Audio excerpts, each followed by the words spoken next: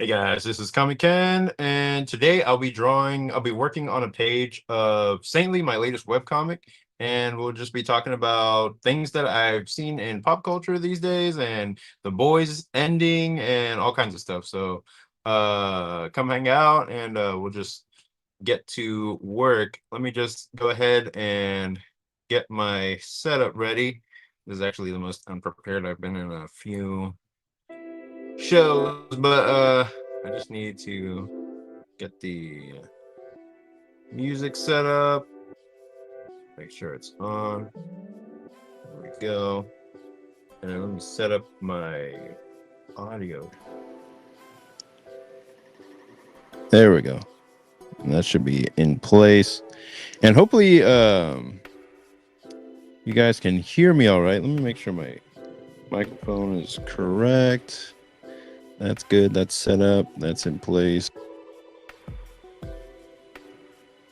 Audio. Good. Awesome. Now, what I want to do is turn up the volume. Sweet. Now I can hear that. And then what I'll do is... Why is this on? Turn that off. Okay. Then I'll go ahead and pull up my screen here so you guys can see. Disconnect my iPad, plug it in over here. And I'll check out comments in just a second to see how everybody is doing. Let me hit new movie recording.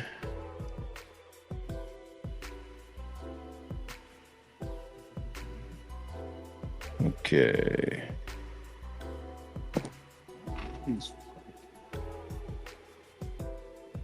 I guess there are pictures on my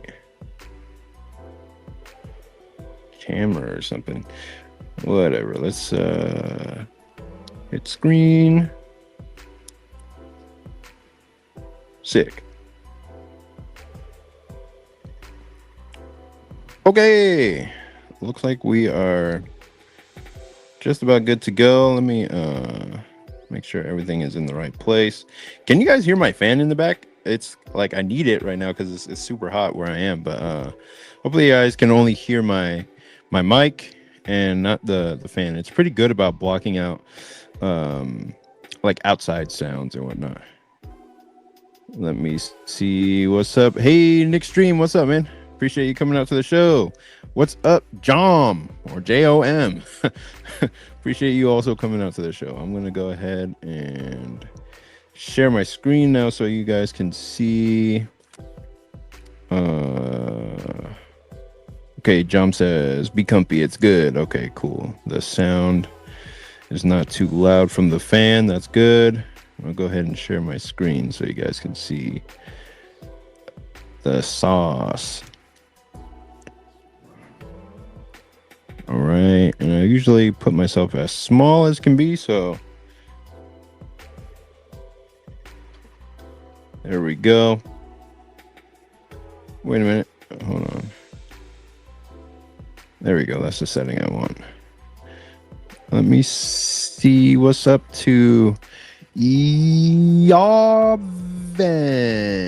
Appreciate you coming out to the show. I think this is the first time I've seen your avatar here, so welcome. Love your art style and your character designs for your webcomic. Looks so amazing every time I watch your vids. Appreciate you. Thank you. Yeah, I mean, like, I'm just trying, man. I'm just, coming up with designs that I would like to draw over and over again. That's basically the idea behind both of them. Hey, what's up, Venture Lord? Appreciate you coming out to the show, man. It has been a good evening. I'm just chilling and drawing. And I guess I'll wait for more people to come in before I start talking about like The Boys and just the other stuff I've seen this week. Because really, like, these days, all I have time to really do is be on YouTube. Like, just watch YouTube videos and like I just watch all these like tabloid videos and stuff like that. There's this guy named Patrick CC. He talks about all these like washed up celebrities or just YouTubers and all that kind of stuff, and I'm just like, oh fuck it, I'll watch it. I'll see what's going on there. And it's like, okay, cool, but you know, it's just what is it? Just content to have on in the background, and I don't really learn anything new from it. But I'm not really trying to learn anything specifically new right now these days, because before I was learning all that stuff to see if there was a way to get out of my like living situation, or to see if there was a way to find a better way out. But now it's like the only thing I need to do, or the only thing I really have time to do, is to draw the comic. So, and that's the main thing that'll push things forward. So that's all I work on these days. So I don't watch a lot of like business content like I used to. But yeah, let me. Yavin says, yeah, I usually lurk and watch your YouTube videos. Hey man, that's basically me to every other YouTuber online. I don't really I don't really like what's the word? Comment on everything, you know what I mean? John says draw your way out. Yep, that's exactly it, man. It's just the way to go now. Like just draw your way out. All right, so let's see what we got here. This is a page of so Vivi has a question for this guy. This is the main villain of the series. And this is like the scene where she does the deal with this guy. And this guy is basically like an eldritch horror. At least that's the idea behind him. So anytime he has like an emotional flare up, or anytime there's like he's expressing an emotion, or he just needs to grab something, he'll reach in and out of panels. Like he can mess with the reality that he is working with. So he pops in, like his tentacles or whatever pops in and out of panels, and he can just do that. They all sprout from his head, and this is his human form. So this is what he looks like in his human form. And his eyes are never colored in. Like there's no soul in there. So his eyes are just pure black. And his name, he doesn't have a name in the story, but in my writing group and for writing purposes, I call him Damien, spelled Daemien. And I just wanted it to be like demon, but with a little bit more flair.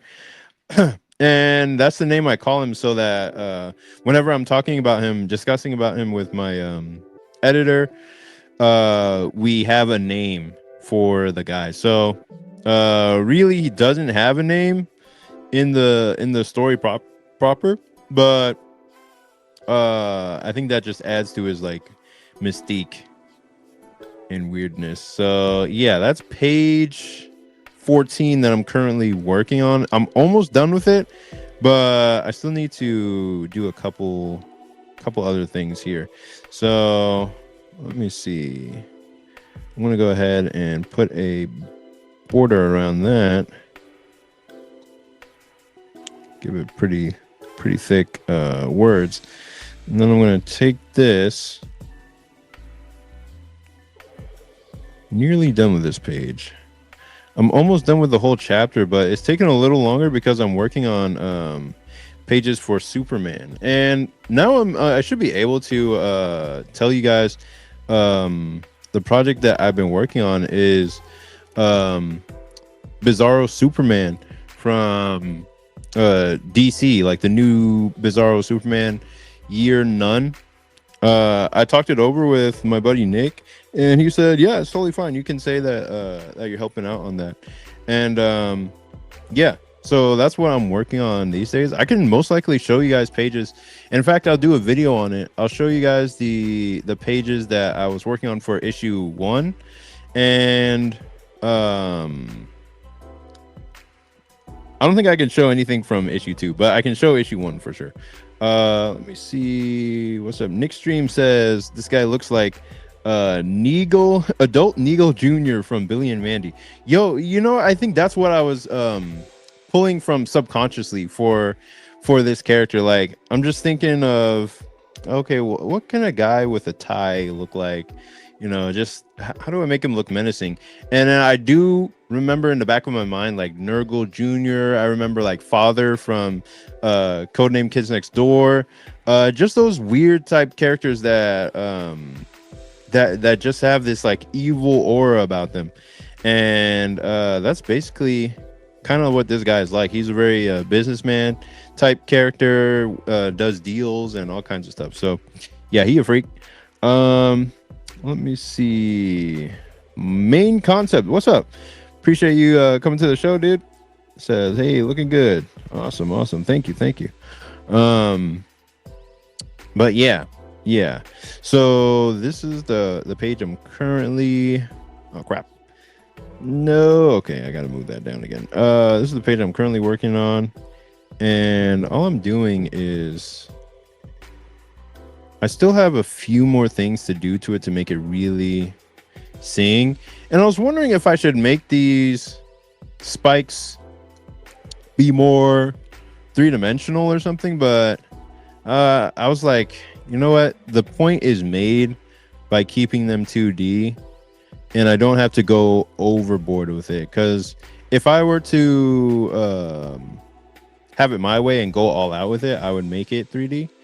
But it's not really necessary in this case. I would make it like just a weird 3D mess, but you get the point just by seeing it in spikes. Like, they're feeling this cold shock running through them, and I want that feeling to be carried through this scene or this moment. Like, I like the build up. This was actually a happy accident where the blue that I was using was just a a filter. You can get a lot of really cool effects just by you scrolling through the different what do you call it, the different layer effects.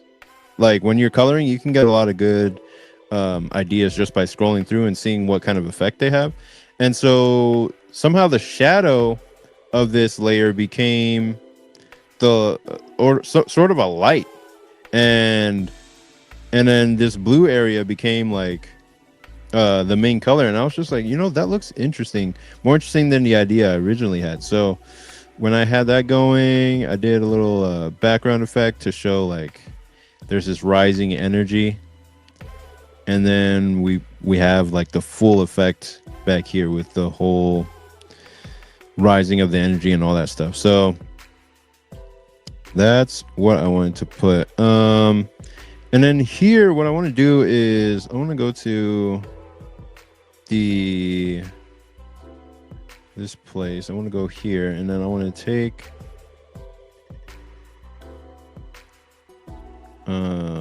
that color. I want to see like what else can we do with it. Like, how else can it look? Like, what color is it as normal? Let me command and select that layer,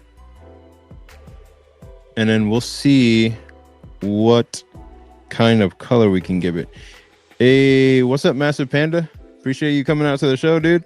Appreciate it. Yeah, it's a page I've been working on pretty much all day today.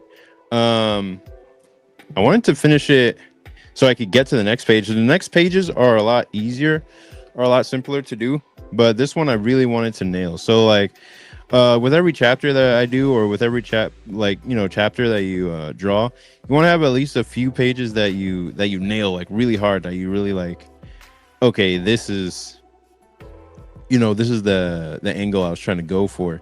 So I wanted to hit that with this as well. Should I go with that color? I don't know. No, I mean, it was white originally.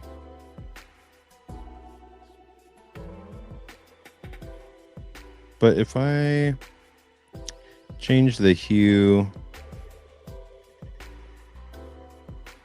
Not to yellow. That doesn't go with the rest of the page. To green doesn't make any sense. Blue doesn't make any sense. Yellow, no. Orange, no. Red kind of makes sense, but I just try to go through the options. That's really what I do these days is like, okay, well,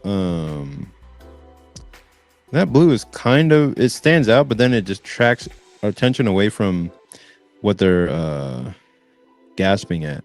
So if I make it desaturated, it's okay. If I make it dark, it looks wrong. If I make it light like that, it looks wrong. If the only really correct options are white or red. Red goes with the page a little bit more. But if I do white, it sends more of the message of it's like a cold shock, like a really like a real shock, like running through them. So if I just do it white, then that might be the way. Main concept, yeah, I tried yellow, but it just didn't look right. Oh dang, when you turn it to white, it like the color thing is gone, so you can't really change it. So yellow, it looks okay, but it's not quite what I'm looking for. Like it doesn't match with the rest of the page, so I have to change it back. Let's see. Okay, so we'll keep it as it was, and I'll hit save. Always make sure to save. And then, do I want a gradient going through both their backgrounds? Let me try it. I'm gonna hit select, shift, select, and then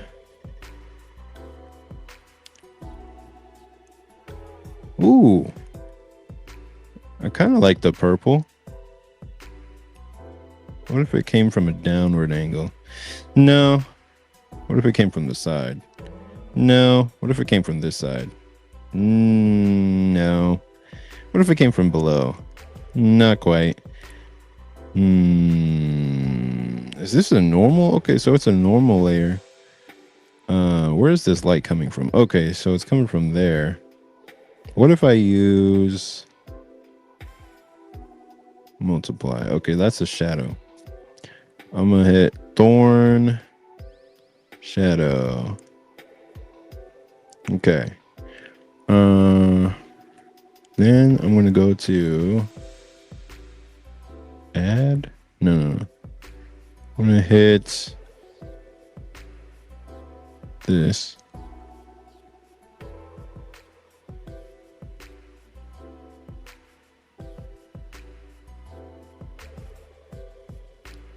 Okay. Then I'm gonna deselect her. Option. Whoops. And that's deselected now. Should I put the same?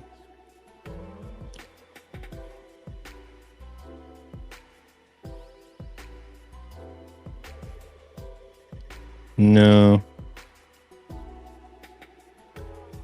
Yeah. Okay, so I think that works. I'm just gonna leave it there. And then I want there to be blood stains running through his figure, but not really through the rest of the picture. So we get the vibe that he's out for blood, and we don't necessarily have to beat people over the head with it. It's because it's contrary to his calm demeanor. Like his demeanor is calm, or it looks like it's calm. Where he's just smiling and standing there with bloodshot eyes.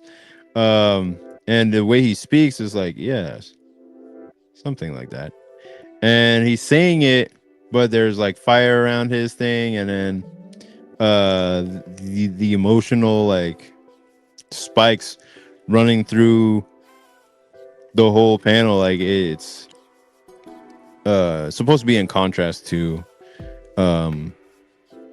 how he's actually expressing himself.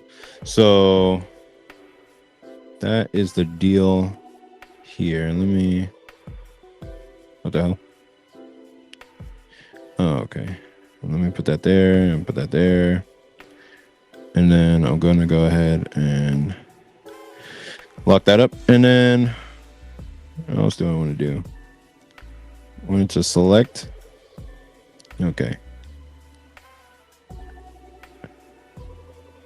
Why is it like that?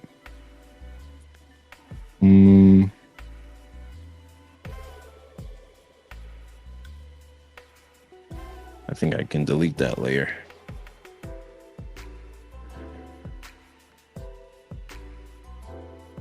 Nah. Yeah, I'm going to delete that. Delete. Then I'm going to select this guy. I'm going to go to this layer, select him.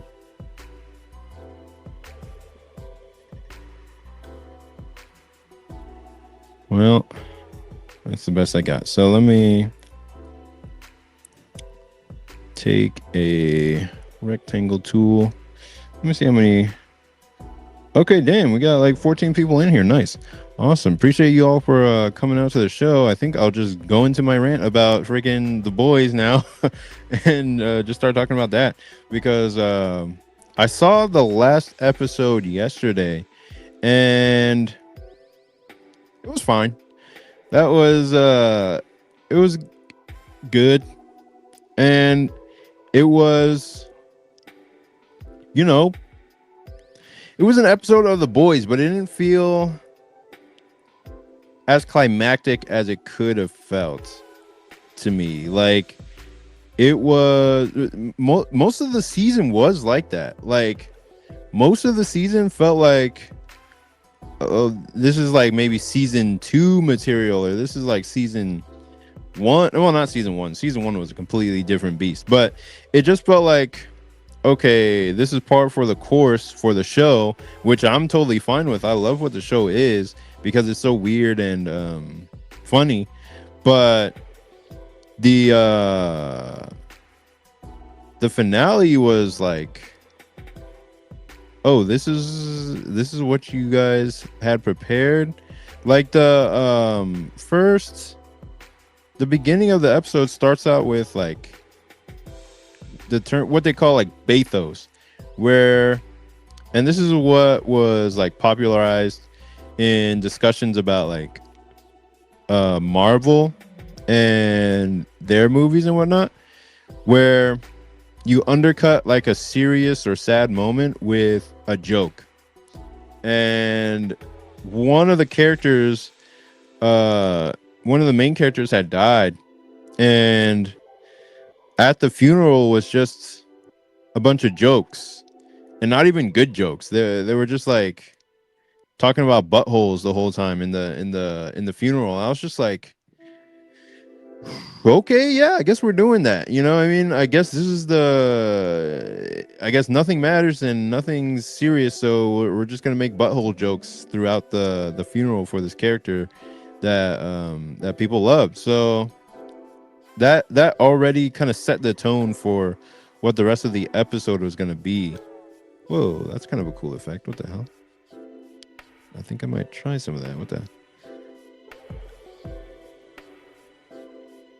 But first, I'm gonna try that in a bit. Let me just put the bloodstains where they need to go, though. Yeah, so I was just like, yeah, this seems like this is gonna be where the rest of the episode is headed, and that wasn't wrong to assume that, because afterward or throughout the whole thing, it was just the way characters kind of left the series. It was just kind of, okay, well, I guess they're gone now. I mean, I guess that's the end of it. Characters that were hyped up to do certain things didn't do what they were expected to. It was a lot of conversations, and it was super underwhelming. I think that was the thing. Like, it was really underwhelming. Let me say hi to Ictus. I just saw his Total Excellence in there, so I was just like, hey, what's up, man? Appreciate you coming out to the show. And let me say what's up to Nelly Oda. What's up? Appreciate you coming out to the show as well. Nelly says, "Yeah, the last season was bad. It was the last season. I would say was par for the course for the show, but it didn't feel like it was a last season. Like it felt like they were just wasting time a lot of the time. Like there was so many. It was supposed to be a build up to something, some awesome climax, but most of the episodes were just sort of like it felt like episodic or one-offs that didn't really build up to what I thought it was going to be. And then with which character? Yeah, it didn't build up to what I thought it was going to be. Oh yeah, that's what I was saying. It was really underwhelming because when Homelander leveled up, I'm just gonna say leveled up because I don't want to like spoil it if you guys still haven't seen it or want to watch it one day. When he like really leveled up, I was really expecting him to, you know, go all out and be destroying everybody, like taking out petty grievances on any and everybody, just like killing people, eating people, killing babies, like all kinds all kinds of crazy shit. Like I was expecting him to go in on people, and then we'd see like, okay, this guy's really got to go down, but he barely killed anybody in the course of the episode. Like I was more scared of him throughout the whole series, because in every single scene that you see him, you never know what he's gonna do, and it's scary, like thinking like you're always cringing or you're on the edge of your seat, like, whoa, what's this guy gonna do next? And then this whole last episode, the last two episodes, I thought he'd be on a rampage doing whatever he wanted on a whim, and he barely killed anybody. He didn't really do anything, and I was just disappointed. Like it was supposed to be a horror scene, like just carnage, just a point of like, we have to stop this guy or all of the world is doomed. But it just didn't materialize. It didn't feel like that. I feel like somebody on YouTube who really cares about the source material would come up with something better, or would find a way to make that happen. And I'm not ruling out the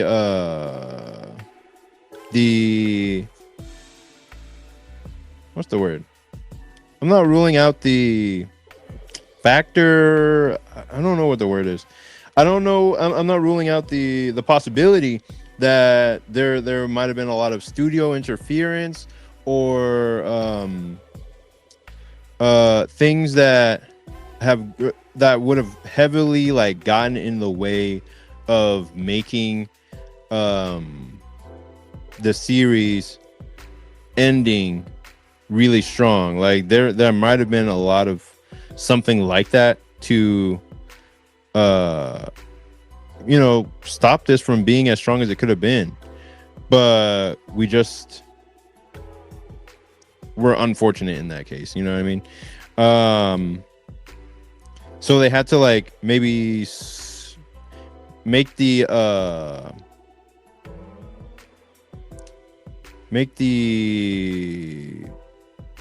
what's the word? The scope. Maybe they had to shorten the scope by a lot. They couldn't make it the legendary ending it should have been, or they didn't spend their money correctly, and they had to like really lower what it could have been. So we didn't get the big explosive finale that we were hoping for, and it was just sort of okay. Like it was kind of a watered down version of what it could have been. And I was like, yeah, that's all right. It is what it is, at the end of the day. I'm just like, well, at least it's not Game of Thrones ending. I've never seen Game of Thrones myself, but I'm just saying, I'm just thinking from what I've heard, at least it's not that. The one thing that I was really satisfied by was the the ending of Homelander. Like Homelander's ending was really well done, even though it still left a lot on the table. Like I feel like it could have been done in public, like meaning in front of a crowd, in front of people, in front of his adoring fans and whatnot. He could, if it was done in front of him to where he could see it happening, I feel like that would have been a much stronger end, and it would have been much more whoa, cathartic. But we just didn't get that, and it was still good. It was still strong. Like I liked seeing him in the state that he was. It was like, man, this guy's lame. He's pathetic, dude. But it could have been stronger, and that's a lot of what I felt watching the end of the series, the end of the season. Like could have been like it could have been a lot more than what it was, but for what we got, I was satisfied for the most part. Like the show overall, there's nothing else like it, and I was just happy with the show overall. Like I was satisfied with that. I was just like, you know what, we got a good 5 seasons. Maybe not everything played out perfectly like I might have wanted, but it was still fun the whole way through. So yeah, it was decent ending overall, and everything pretty much they gave you the ending that you would expect, and everything sort of wrapped up nicely, but it just didn't they didn't flesh it out as much as it could have been. They didn't give you like the big blowout that you might have expected. It was just, a lot of people call it serviceable, and I would not disagree. So yeah, that's how I felt about the ending of The Boys, and it was all right. It was pretty all right. Okay, let me check any comments I might be missing. Let's see. Main concept said, can I see that? Okay, main concept said, I had a feeling The Boys finale was going to be disappointing. Stop watching at the penultimate episode. But just watch the rest of it. Watch the rest of it. It's going to be worth it for Homelander's, reaction.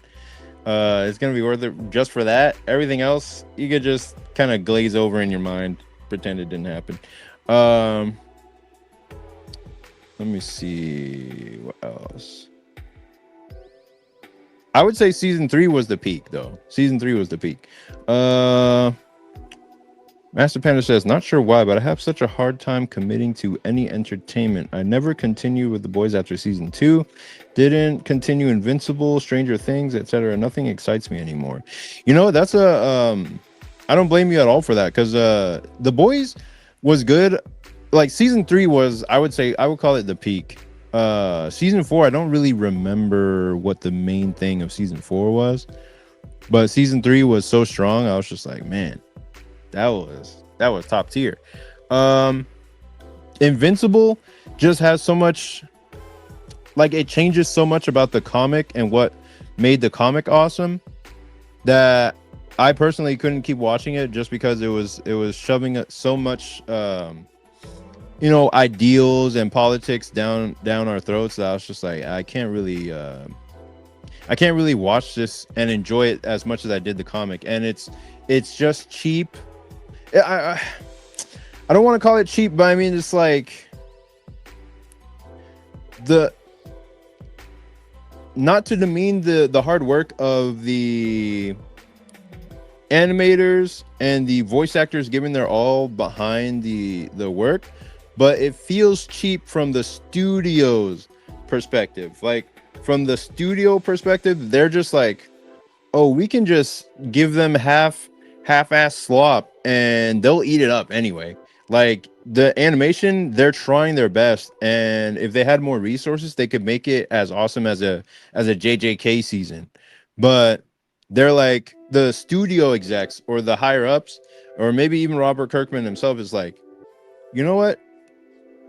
It's gonna be popular anyway. so we don't need to even try. We don't need to give them something that great. We can do the bare minimum and they'll still come back and watch the next season anyway. So I felt so much of that coming from the show that I just didn't feel like watching it at all. Because the comics were made with such passion and full they went all out with it that I'm just like the animation that I expected going from reading the comics is not what I got in the show. And I was just like, well, I'll just watch the set pieces, the major action set pieces when they come out. And even that I'm like bored with. The last thing I really saw was the Invincible versus Conquest fight, the first one, because it was such a Dragon Ball Z level fight in the comics that I was just like, man, it already looks animated as a comic. Let me see how much better they can do in the show, in the actual animation. And it was all right. It was pretty good. But the comics were still better to me in my head. So yeah, that's just the way it goes sometimes. Let me see what else.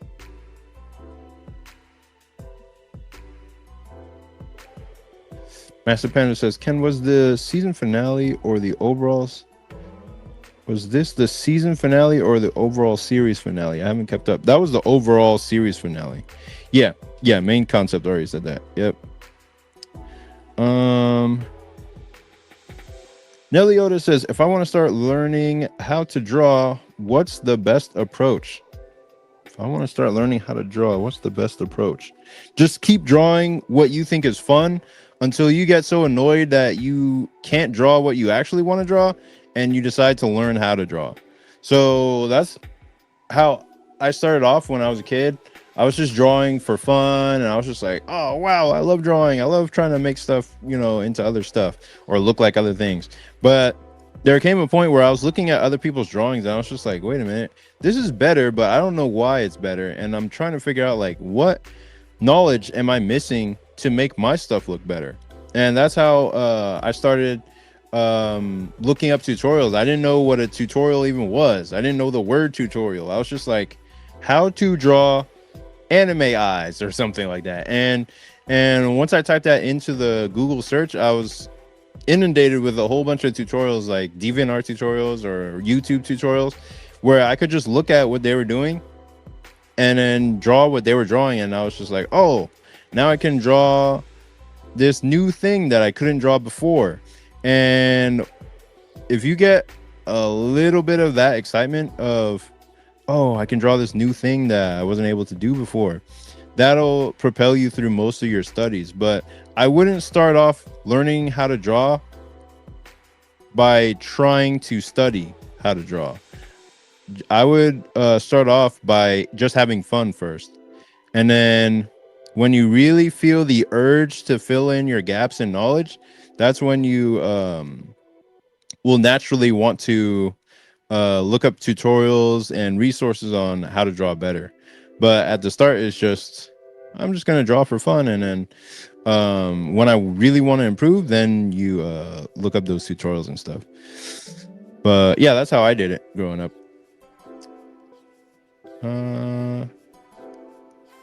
All right, G-Dom 101. Hey, appreciate you coming to the show. I don't think I've seen you yet. Yep, Amazon would just lose money by making the animation better at this point, since production would take longer. Literally a victim of its own success. Yeah, 100%. Because like they make, I think part of the problem is that they make the episodes so long, like an hour long. But the thing is, like, people watch it anyway, and it blows up on social media just by complaining about the animation and whatnot. So Amazon's like, well, it doesn't really matter because we're still getting attention, we're still getting views, people are still watching. So they're rewarding our like half-assed effort, so we can still do that and make money. So the suits, the higher ups, are not going to see any reason to try to level it up to Avatar level animation or quality, because they already see from the metrics from the viewers that they don't need to try, so they're not going to, because they're not being incentivized to try.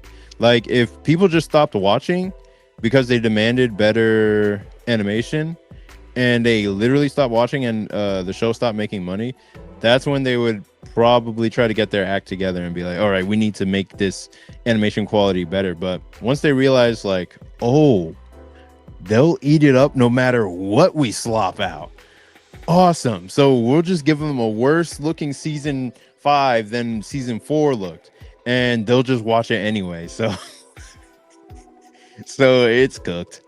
uh It's fucked, man. So yeah, that's why I don't like watching the Invincible show.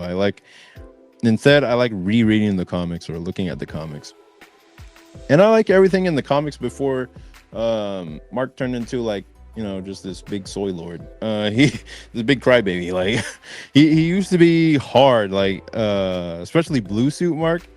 And then, you know what? It's almost not even fair to him, because there are certain events that take place in the comic that after that point he just becomes like weaker in mentality and whatnot, and I can't really blame him. Like, what happened to that boy, man? Like, he just been through it. Like, he actually is invincible because of just all the stuff he goes through, and that he just keeps coming back. Because what happened to him in the comics was damn. And it hasn't even happened in the show yet, but that's basically, oh, almost messed that up permanently. It hasn't happened in the show yet, but once it does, it's like, it'll give you an idea of like why he changed by the end. Okay, so those blood stains are good where they're at. Let me keep that then. Okay. So let me, you know what? What if I put,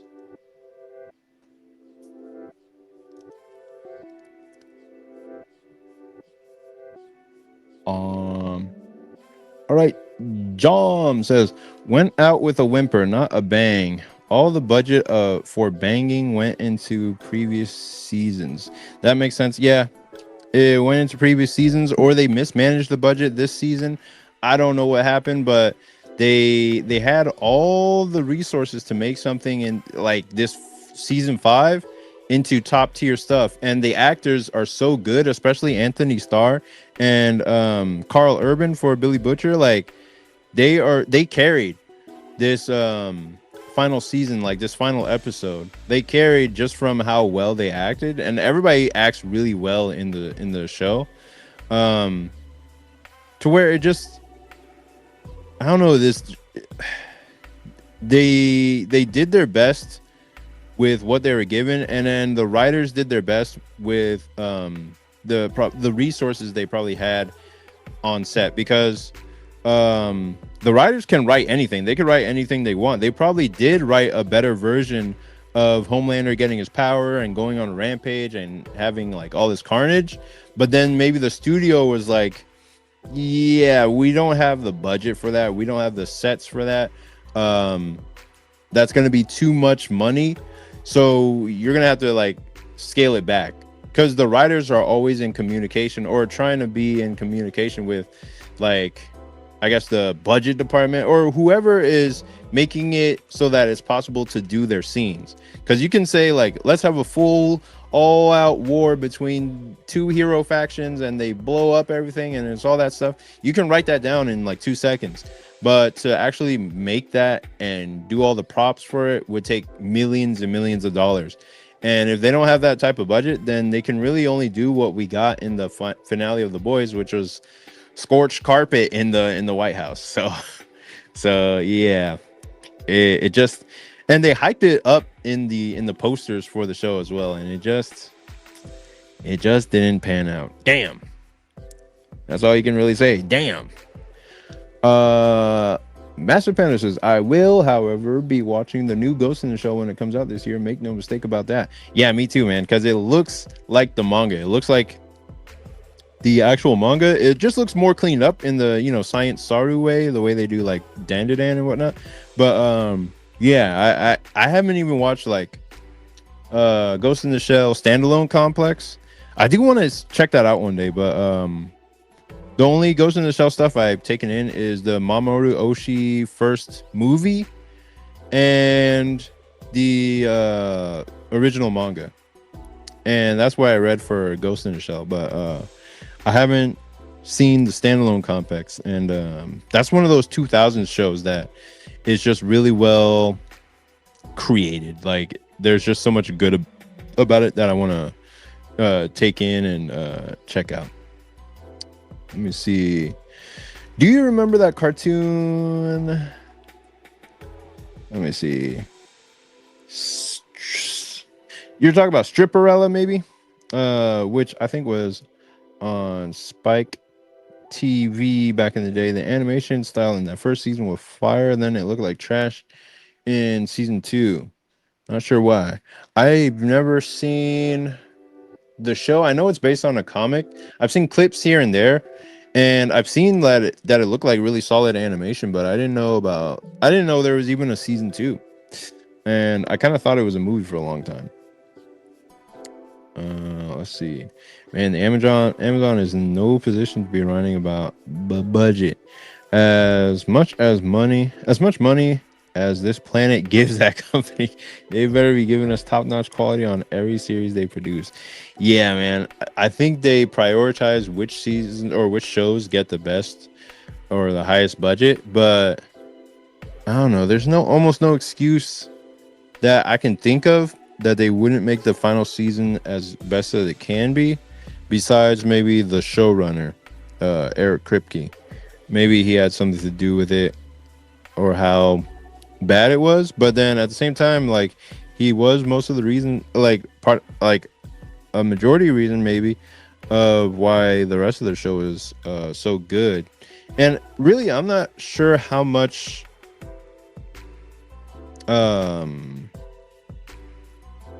credit goes to the showrunner. Like I really don't know what their role is 100%. So that's the thing. I don't really know. I like maybe he's the head writer or something like that. I don't really know actually. Chom says it's free on Tubi standalone complex. Oh, okay, cool. Yeah, then I should check that out one day. Let's see. Ghost in the Shell 2 Innocence has some of the most beautiful visuals I've ever seen. It's a little hard to follow for a smooth brain like me, but man, that movie has some incredible scenes. Yeah, I have seen like the opening scene of what is it glitching like that? I've seen the opening scene of Ghost in the Shell like 2 Innocence. And I heard like it's like this long parade scene with music playing in the background, and I've heard that scene alone took 2 years to render. Like took 2 years to do that. And I'm just like, man, like when genuine art is like when genuine effort is put into art, it really shows. And these days, like you could just slop something out like that with AI in like 2 seconds, and it wouldn't have the same impact of knowing that it took 2 years to do that scene in Ghost in the Shell Innocence. It's like it's only a 2-minute scene, and it took almost 2 years to do that. Like, first of all, why? And second of all, how? And whenever I question like how such art was made or created, I just marvel at it, you know.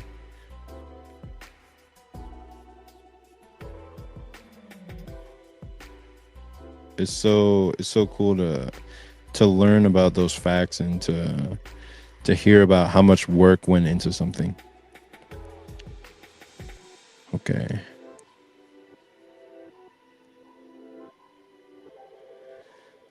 All right. Let me remove that.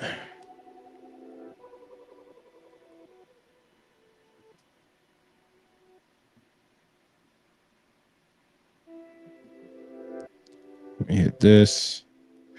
For me, it's very important to label all my layers because I just use so many. Like anytime I need to do something, I just make a new layer. I'm just like, fuck it, make a new layer and do stuff on it.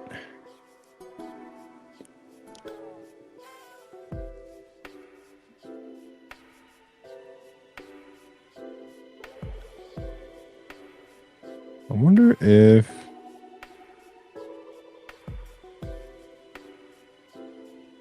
okay.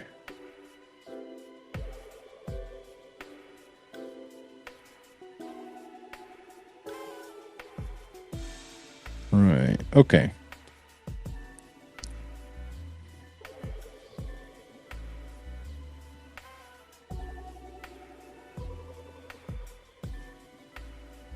Cool.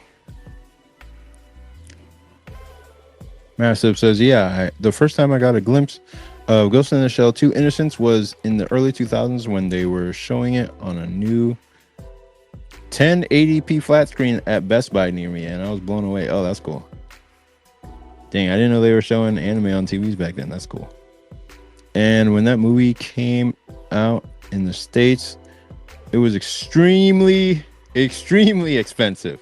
I couldn't find it anywhere for a reasonable price. Yeah, that also checks out because anime is notoriously expensive.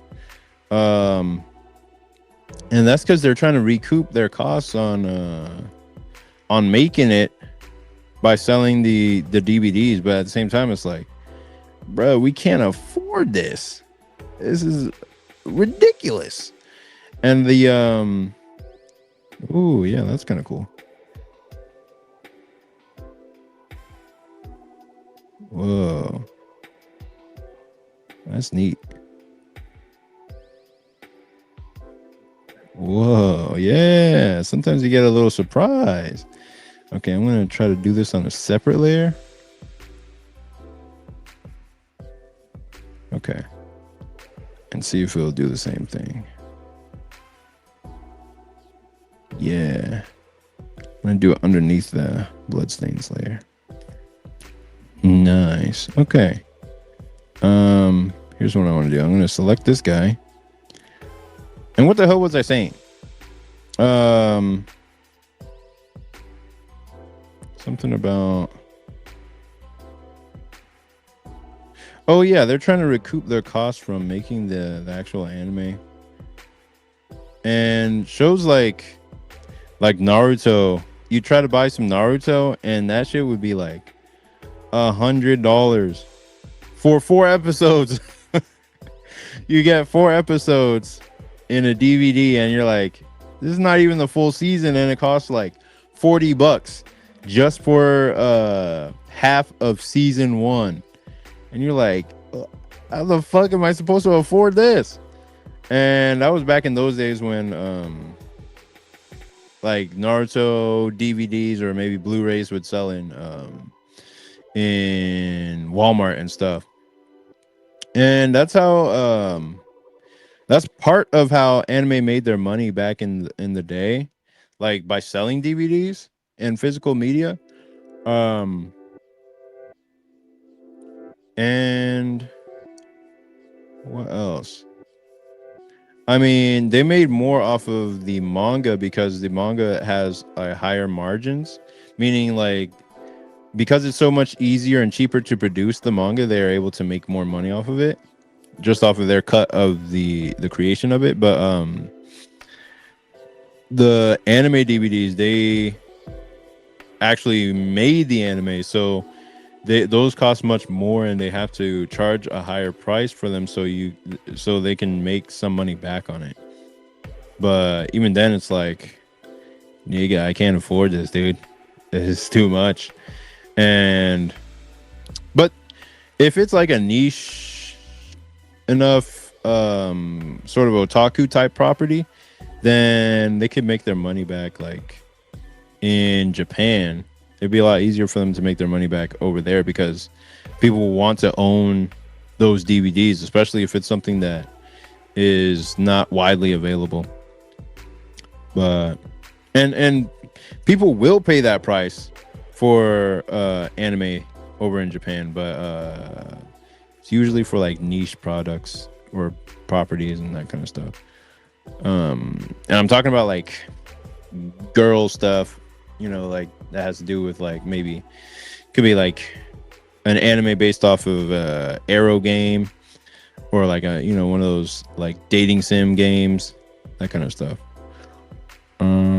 Yeah, I think I like this effect here. I think I'm pretty good with what I got with him. Yeah. Yeah, this is him bloodlusted. I like the effect. And this is probably what I'll do. I'll come back to this art at some point.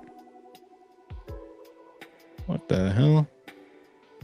Maybe it's on a locked layer. I'll come back to this at some point and then see if there's anything missing or weird or out of place that I could do better and improve it. But I overall like the effect that I have on his body here. So, okay, there, I found it. So it wasn't locked, but it was just hiding from me. What the hell? I'm gonna take the color. Do this. There we go.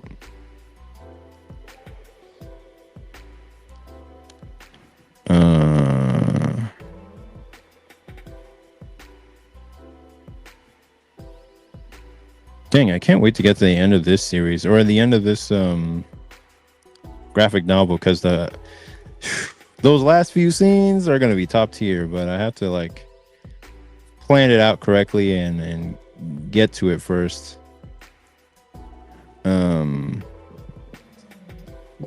But it'll be a while before I get to that point, so I'm just gonna have to be patient, you know. Let me see the comments.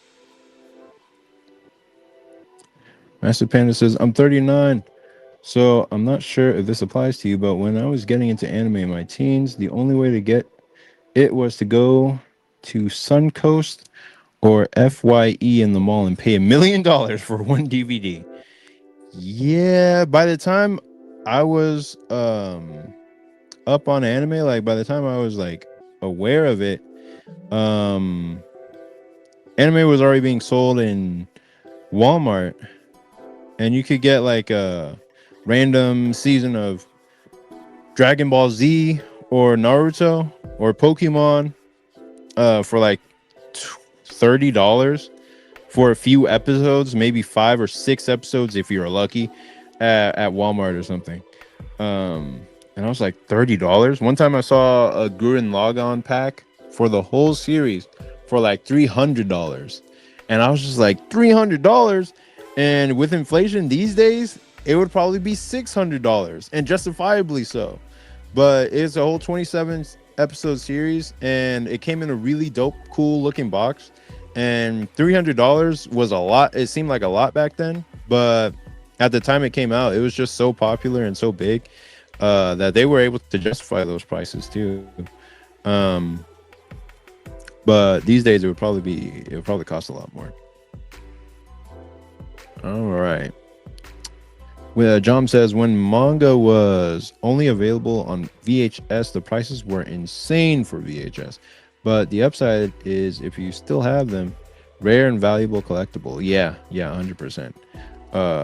Because now, since everything is on streaming, there's so much room for them to be able to change things or just remove them altogether. And now it's almost cheapened because they're so what's the word? Like, you can find the anime anywhere. You can find it on any old site and just be like, oh yeah, it's here, let me just watch it here.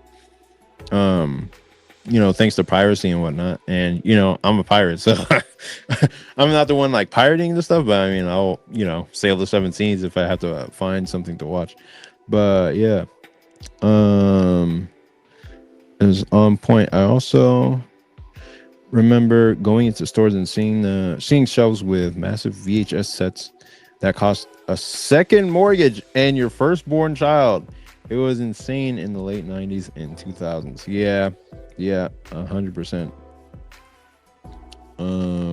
Yeah, my brother and I got our hands on a DVD from Dragon Ball Z set. It was the Majin Vegeta arc of the Buu Saga, and he and I watched those episodes about 500 times each. Yeah. Yeah, because back then there was no, before YouTube and before like streaming, where you would see episodes like cut into different like pieces in the wild west of the internet. If you had a video or a DVD of something, you'd basically just watch that all the time, because the broadcast wouldn't always, like, would just go past the episode that you were trying to watch, and if you really wanted to see it again, you had no choice but to buy the DVD and then just watch that over and over, and those were some good times. John says physical media still has its place because of censorship. Yeah, yeah, somehow it came back in a roundabout way, where now physical media has its place because they can censor stuff, or just change the words in the translations. They can do a whole bunch of weird stuff to the source material, and go back later and change it if they wanted to. So it's like, if you have the physical, they can't do anything to that. If you have like a DVD player, Blu-ray player or something, like, they can't change anything after you've already bought it. So in a roundabout way, because of censorship, the physical media has come back into some, like, just it's just come back because it's more,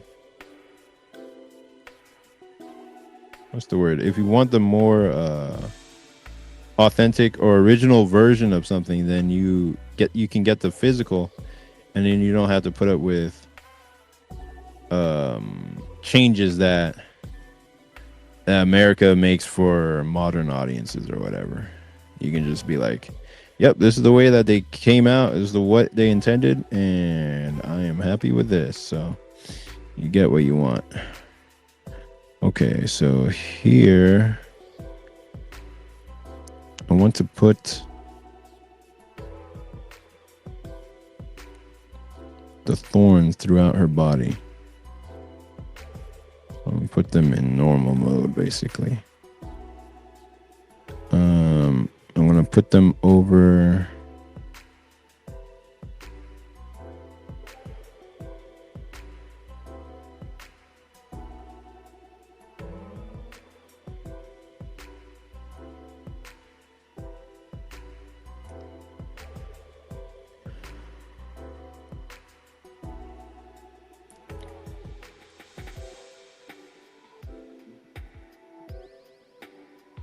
Okay, so what I want to do is I want to take these, take the shadow, and then I'm going to go to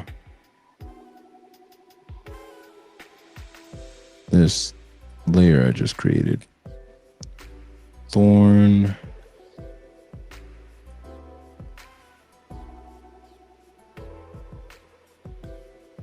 Okay, then I'm going to create a new layer next to my shadow layer. Or I'm going to make a light layer. Hit the overlay, and then I'm going to try this. Let's see.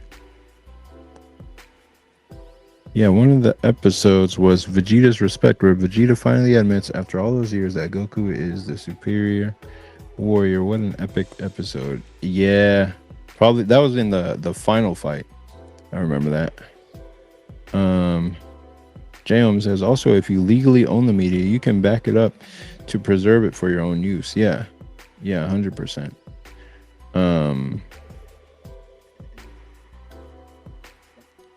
I remember a lady not online, This old lady who recorded 30 years worth of network television just to preserve the history of America.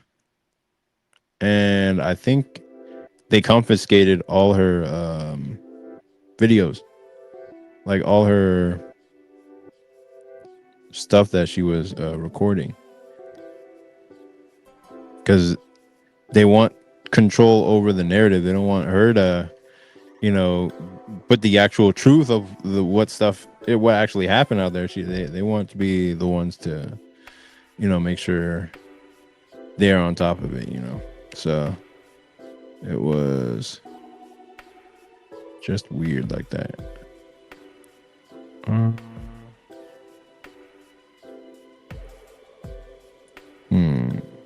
Today is the 21st.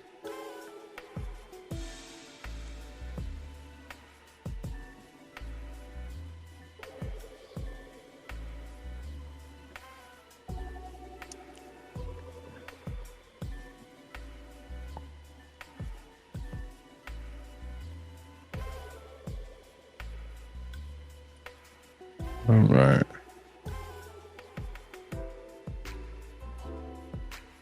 Tom says some DVDs are rotting.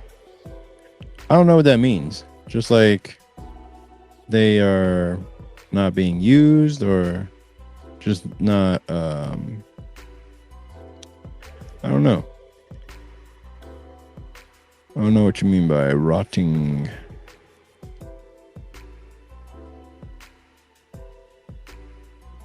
That situation is iffy because you purchase a license when you buy stuff. Broadcasting stuff is more strict.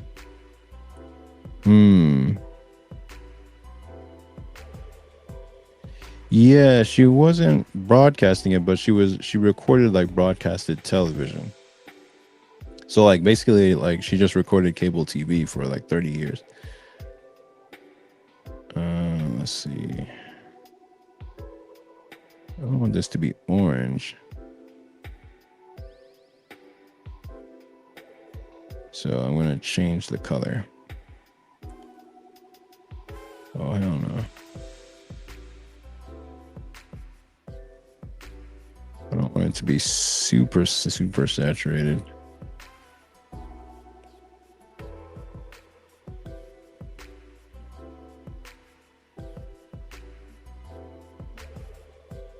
Okay, that's good.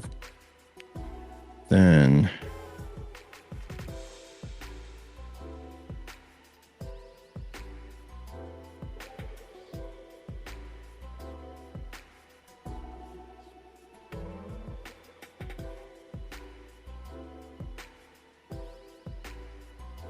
okay. What I'll do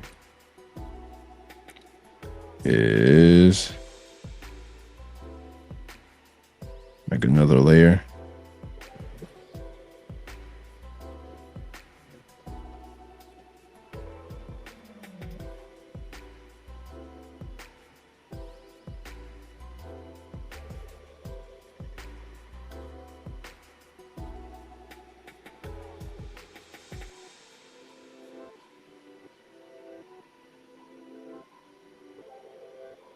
What if I do difference?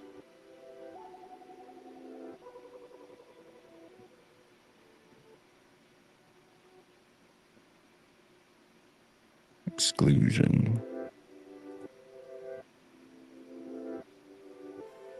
What if I do exclusion over here? Huh.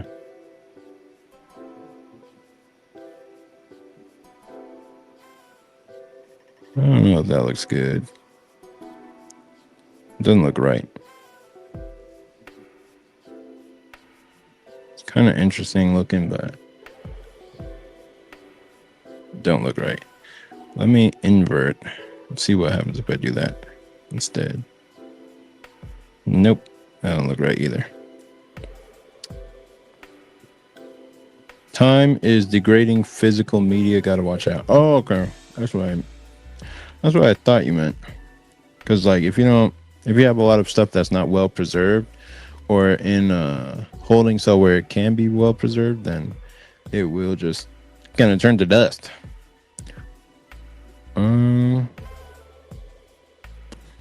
Master Panda says, yeah, a coworker who was a few years older recorded every episode of this 90 animated sitcom called Dr. Katz, which was nowhere to be found at the time. He sold them on eBay and made a good chunk of change. Yeah, I bet he did. I wonder who bought it, because there's a whole bunch of missing media online where it's just not anywhere to be found except in real life, and you would have to go to where that thing exists in real life to find where it is. In fact, I'm gonna look up this Dr. Cass just to see like if it actually exists. I've never heard of it, so let me see.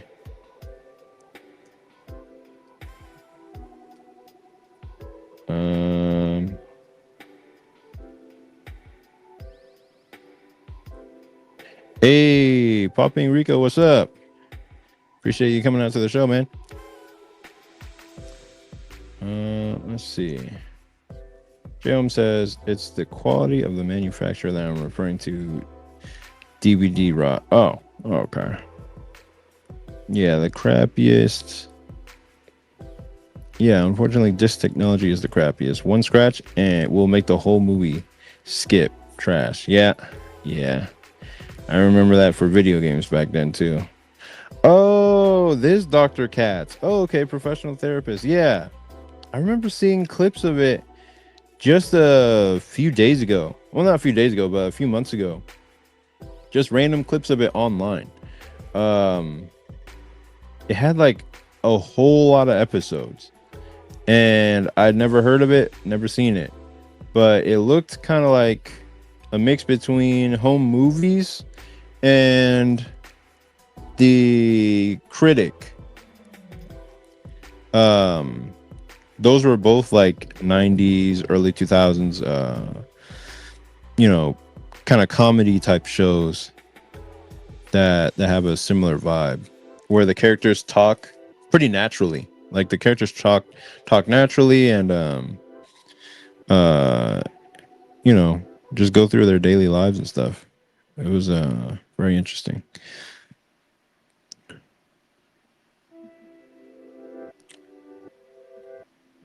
Okay. So I'm gonna copy.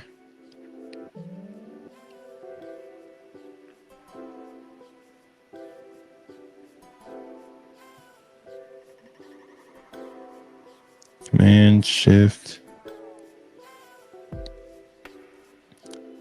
And this whole chapter has been very effects heavy, just because of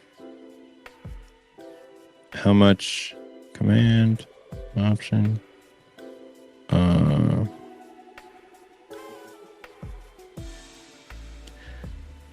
much I'm dealing with this crazy thing that Vivi's having to deal with in this chapter. Like, this guy is not normal, and everything he does is weird. So I have to draw. I get to show some like interesting stuff around it, but it's like, dang, nothing can be normal with this guy.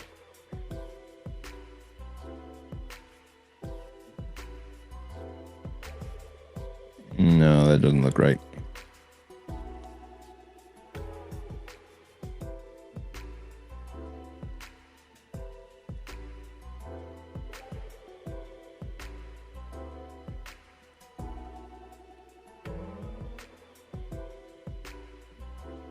Okay.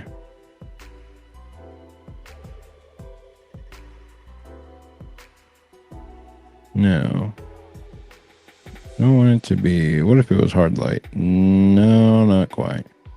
What if it was vivid light? No, Even worse. Overlay. Okay, that's not bad. But what if I changed the color? Let's go to something like a purple. No, fuck that. Fuck no. No. Blue? Doesn't work. She's not being lit by blue. It's not a literal light that's shining on her, really. Yellow doesn't work. Only red, pink kind of works. Blue, no. Yeah. Desaturate? Saturate. Super saturate? No. Super saturate? No, not quite. Luminosity? No. What if we just kept it straight at 0? And then what if we change that to hard light? It's fine where it was. Okay. And what if we lower the... No, it's good where it's at.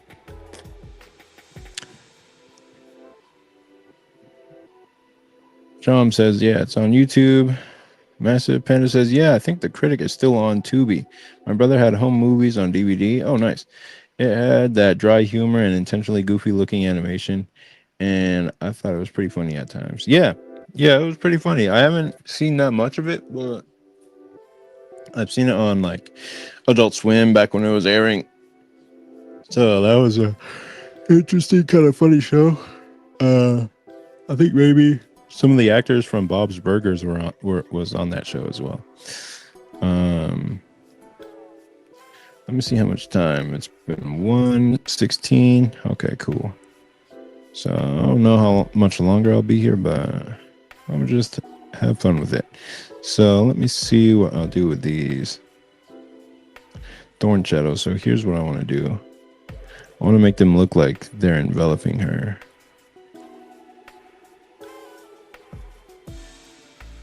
If I could just get the right color.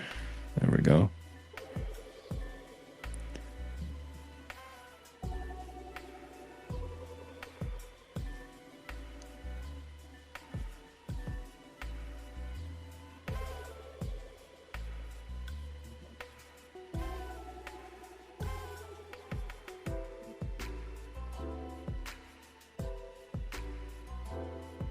And then I'll even have to turn off this layer. Well, for now, I just want to be able to see where I'm going.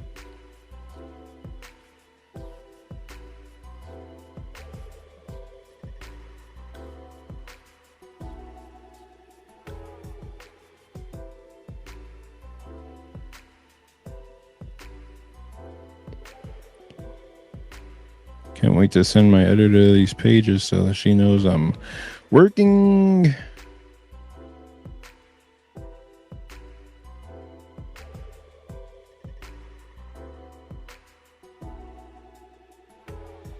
Okay.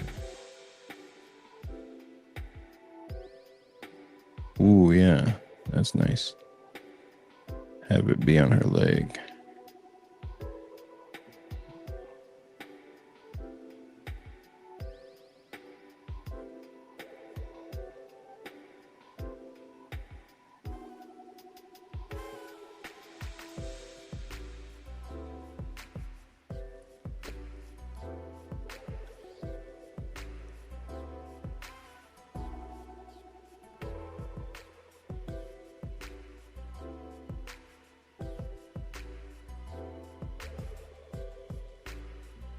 Let's see. Okay, cool.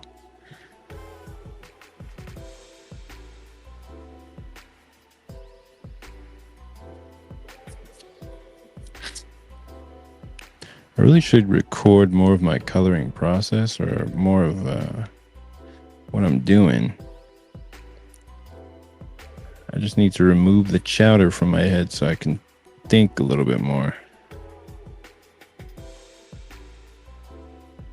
There's always something to do, something I could be doing.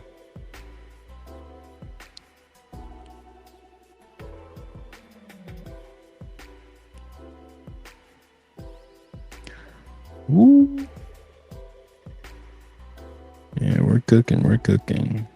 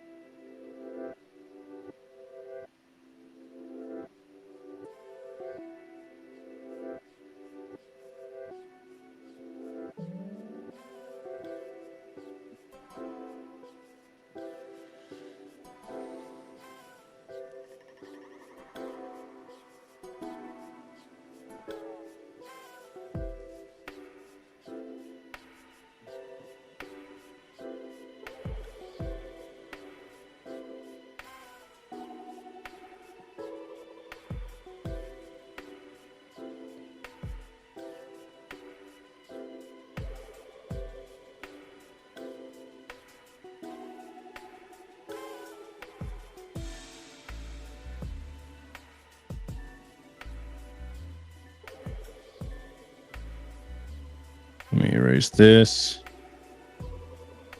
And let me...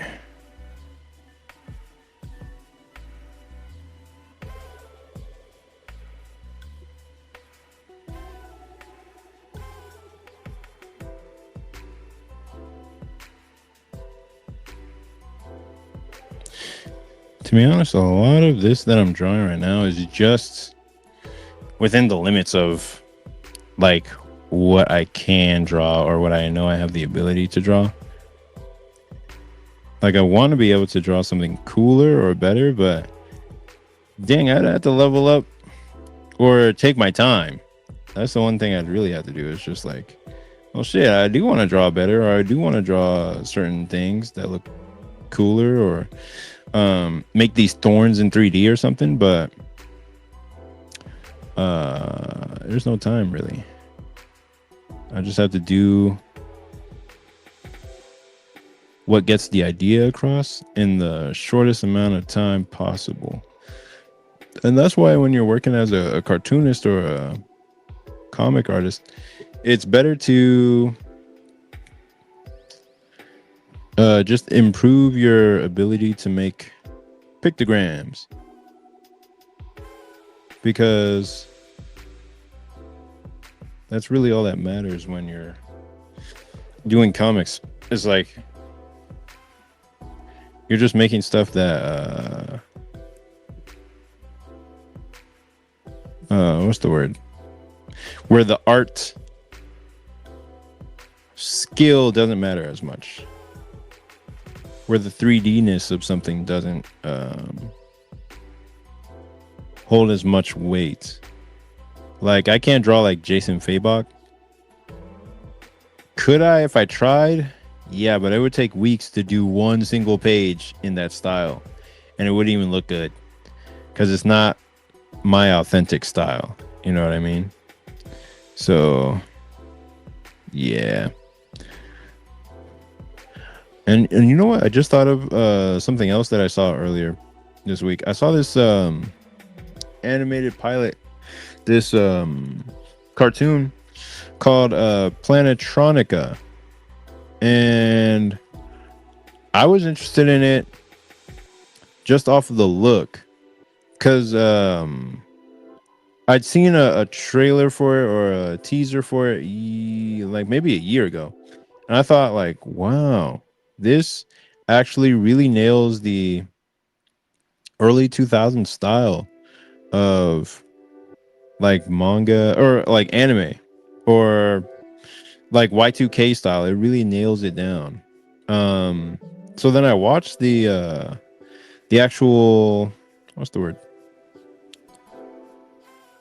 The actual video earlier this week, and it really nails down the like the positives for me was like it really nails down the anime style, but the negative for me was that it was just overdoing it a little bit in the anime expressions aspect, where the characters would just kind of overact, you know. It reminded me of like Kappa Mikey and stuff like that. But Kappa Mikey had more of a story to it. This one didn't have a very strong story to go along with it, so it was so there would be a lot of like kind of time wasting elements and um it would just kind of meander a little bit and then get back to the plot, but the plot wasn't really anything. It was just sort of um you know they try to have a basketball game and it goes wrong, it goes awry, uh but for the most part it was fun. Like, it was fun and it did a good job in that aspect, but it was what's the word? Mm,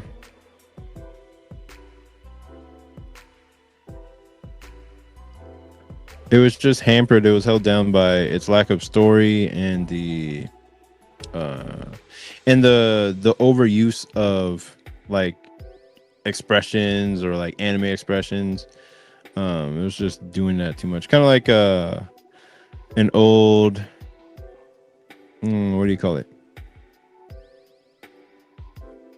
Teletoon show like Martin Mystery or um Totally Spies or Team Galaxy. Those shows were able to use it appropriately. Teen Titans was able to use it appropriately. Avatar was able to use anime expressions appropriately, but Kappa Mikey would kind of overdo it and go cheesy with it. Like, okay, now you're doing too much.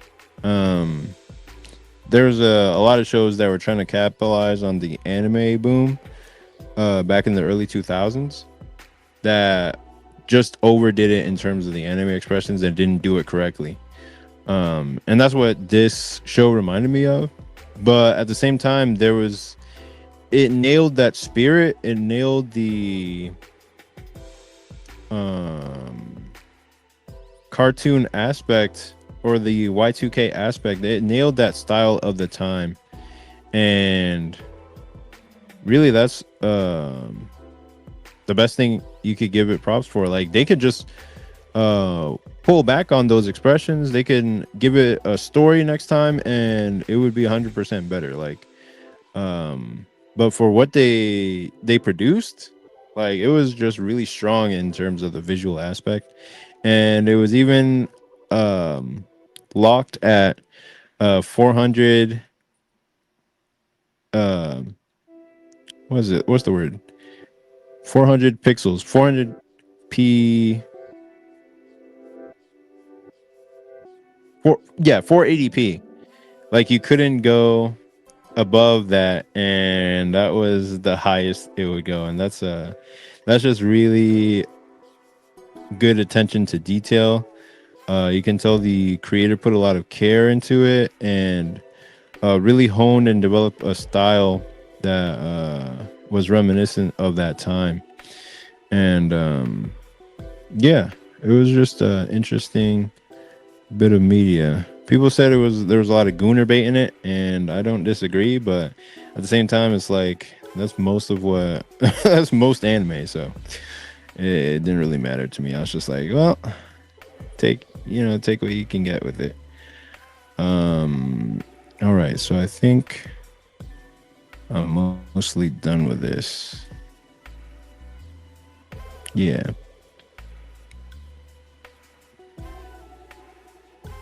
Yeah.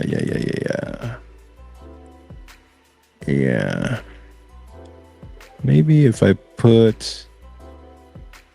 wouldn't really make much difference. So I think I'll leave it. I'll leave it here for now. This looks good to me. That's page 14, and now we go to 15. I already did a little bit of work on 15. I put the speech balloons in where they're supposed to go. Let me see. Massive Panda says, was Fabok the one who did the Three Jokers miniseries? Because if so, that dude's artwork is absolutely phenomenal. Yeah, I'm pretty sure. If it wasn't Fabok, it was Gary Frank, but I'm pretty sure it was Fabok. Because he put in the best on that. Jason Fabok. 3 Jokers.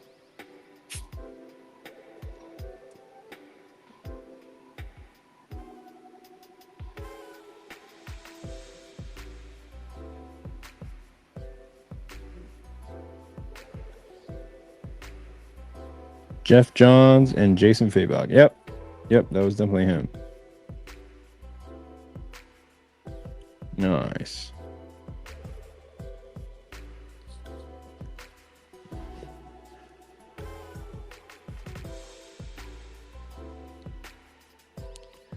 Okay, here's what I should do here, though. I should put her shadow to cover more of her face like that. Yeah. I use my mapping pen. That one's covers a lot more area.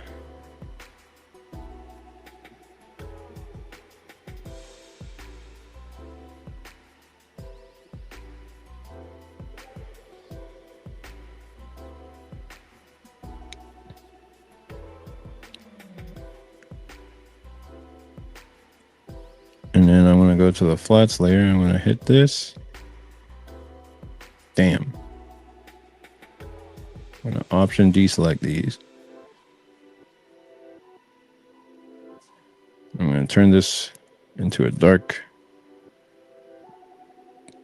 green.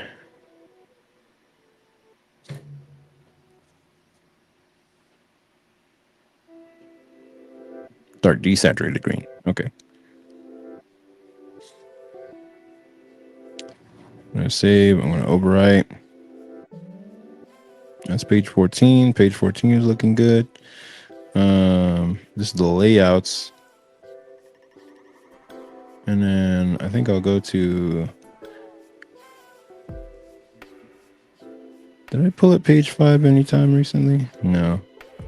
I think I'll show page 5 just to show you what that looked like, because that's one of my favorite pages. So page 5 has this little thingamajig down here. He's a little weirdo. His name is Henry, and he eats people. So, yeah. I need to turn off this layer that I had.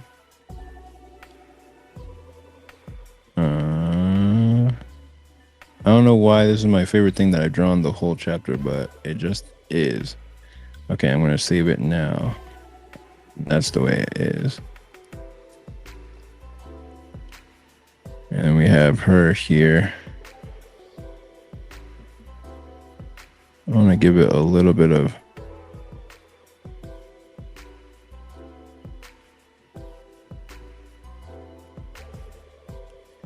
put some black up here. There it goes.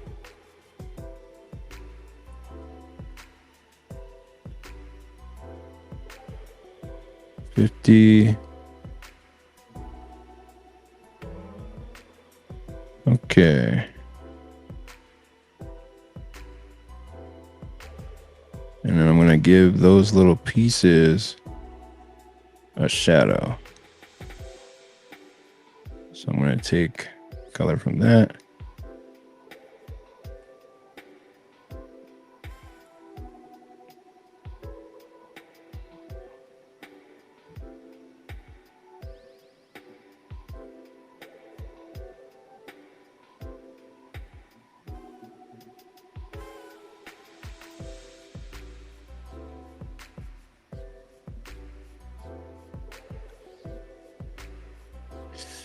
Let's see. Nick Stream says, Vivi stay getting pressed by demons. How's she gonna fight that? Rhetorical question. I want to read it myself. Yeah. that's the feeling that's the exact feeling I wanted y'all to have, is like, how the fuck is she gonna beat this guy? Look at what he's doing. Like, he's holding his own desk up with his own like hands that reach from out of the dimension of the comic into, like, how is she gonna beat this? I don't know. Who knows? She's dead. She's cooked. She's cooked. And that's not even the biggest problem she has to deal with. Like, there's this guy, of course, but then there's this lady who she's got like if you just notice from what she's doing with her hands, like she's got, you know, strength. You know, she can fuck people up. So she has to deal with both these guys throughout the course of the story. So yeah, it's gonna be kind of an issue. Um, so I hope the overwhelming odds sense is there, and I'm glad it's coming through. Master Panda says, so just to recap, how long did it take you to do the line art in issue 2, man? I swear I'm blown away at your output. It's cool seeing this comic come together. Oh, appreciate it, man. Thank you. Um, yeah, the total time it took for the line art of issue 2 was 3 weeks. So by the time 3 weeks rolled around, I was done with the pencils and the lines, and I started the process of coloring and flatting and all that stuff. So yeah, and even after starting the process of coloring, like this hand thing is not in the line art on the page. Like I just put the like this hand is on the page. Um these hands are on, or this hand right here is on the page, but uh these were added in post, like after I scanned it in, after I started coloring, to add some more flavor to the art. And when I scan it in to do digital, um it allows me to take more chances and experiment with more stuff, because I'm able to um just do more with it. What's the word? Yeah, I'm just able to do more without risking messing up a page, messing up the art. I can just like try out new stuff. So I was able to do that with this page and add like really cool little details here and there. So yeah. Let's see. Said, ain't no way I'm getting an issue drawn in 3 weeks. Incredible. Appreciate it, man. And that panel with Vivi hanging on for dear life, hot fire. Appreciate it, dude. Yeah, that's a that's what I try to I'm trying to do with this chapter too. Like, I want each chapter to be like really interesting. I just want to find a way to make each chapter have its own draw, its own interest point, or even each page. But I don't know. We'll just see how that plays out, like over a long period of time. So now I'm working on a less interesting page, page 15. But even then, there's something to get interested about it. Like I like doing this shot here where she gets up all up in her face.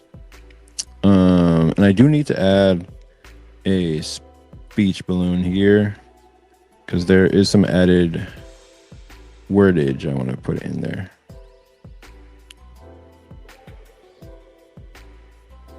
Yeah. Let's see. Okay. So I'm going to put that there. I'm going to put speech balloon. And it will say, where is it? Where is it? I need my text. Oh, yeah, it's already on the right exact text. Okay, cool.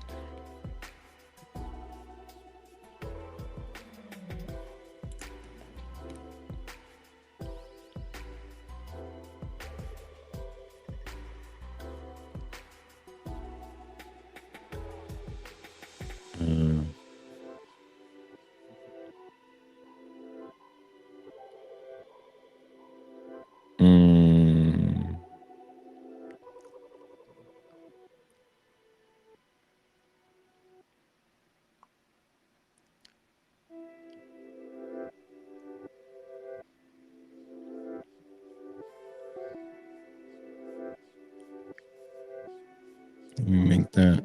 Can I make it bold? No, it's not getting more bold. No, I'll just leave it as is. Okay, so let me.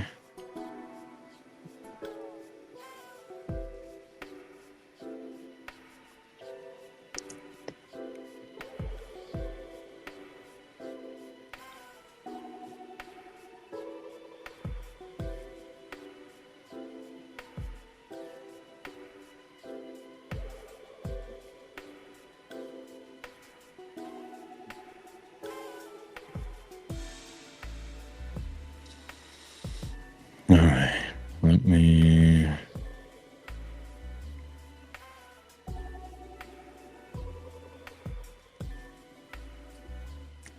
Can y'all see what I'm doing? Okay, good. All right. So let me.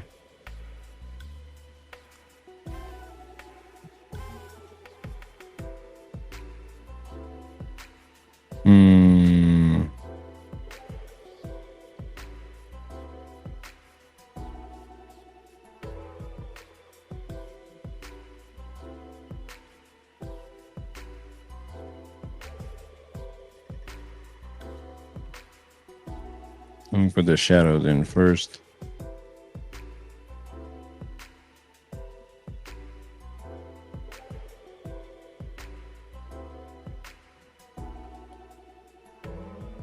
Holy crap.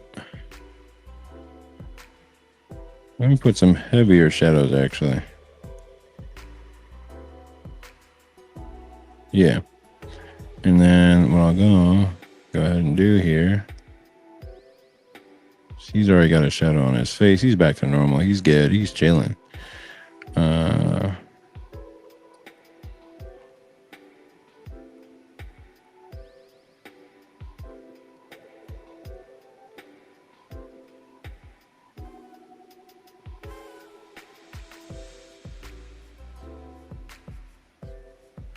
All right.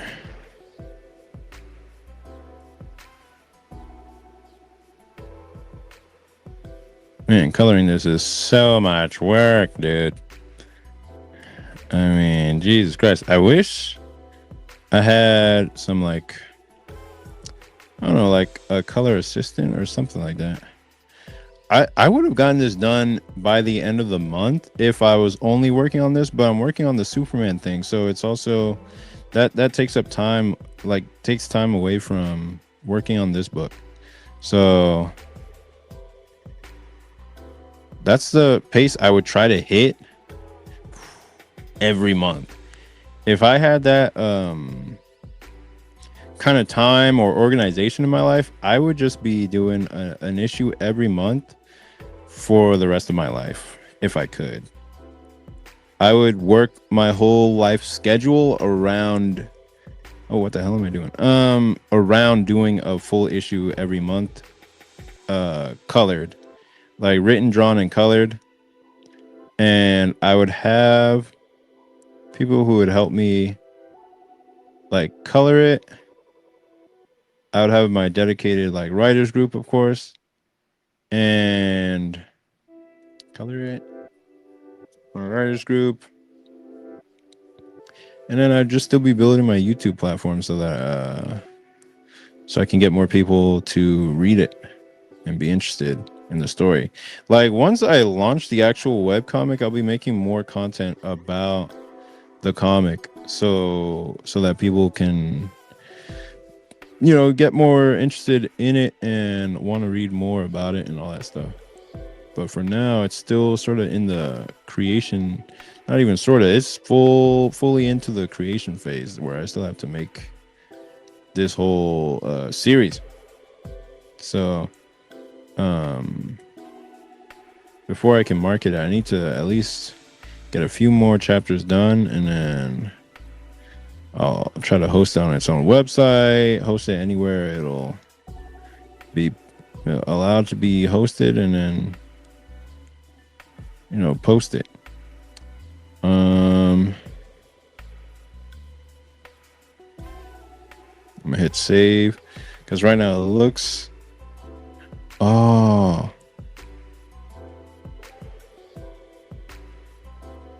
dang, it looks like my pen just ran out of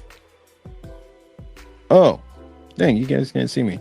Well, my pen just ran out of what's it called, juice anyway, so I'm just gonna charge it up and just hang out on screen for a little bit.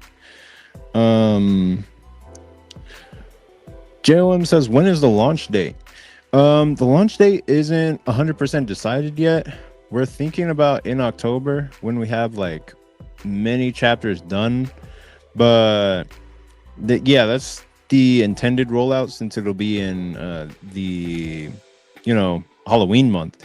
So That's the official launch date. Right now I have like chapter 1, the black and white version, that's like not fully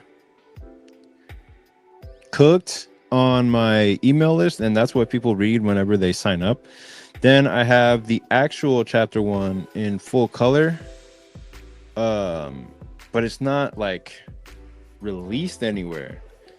That's the thing. That's the kind of weird thing about this this whole deal we got, because like I just have pages lying around. It's not being like published or put up anywhere, so it's just kind of sitting there, and I don't mind it sitting there because it's just like material I'm sitting on. But I'm just waiting for a chance to like put it out there and get people interested in the story. Like this is the image that I use for my my ad that I run for Saintly all the time, and it's my favorite image of the two of them so far, like together. And I'm just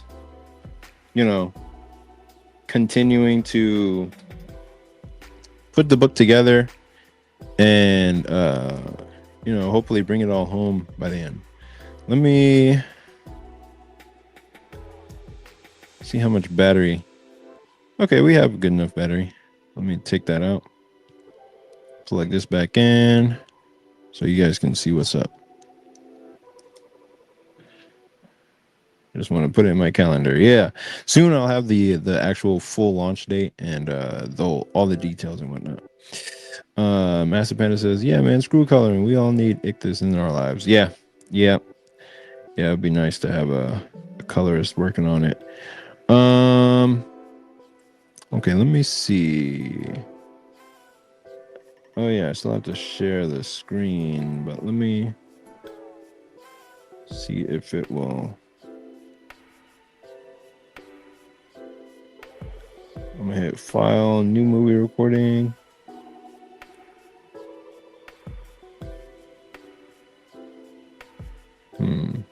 What if I take it out and then take out the movie recording? Then I'll restart. That won't be on for much longer anyway, but let me see if I can get this going again.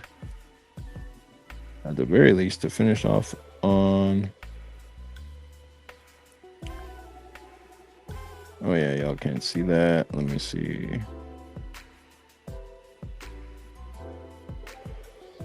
Dope. So we're back in business. Then I'll go ahead and hit this. Share screen. Share screen. Entire screen. Share. Nice. Yes. But I just saw a question by McCloud 23892. What's up? I don't think I've ever seen you before, so appreciate you coming out to the show.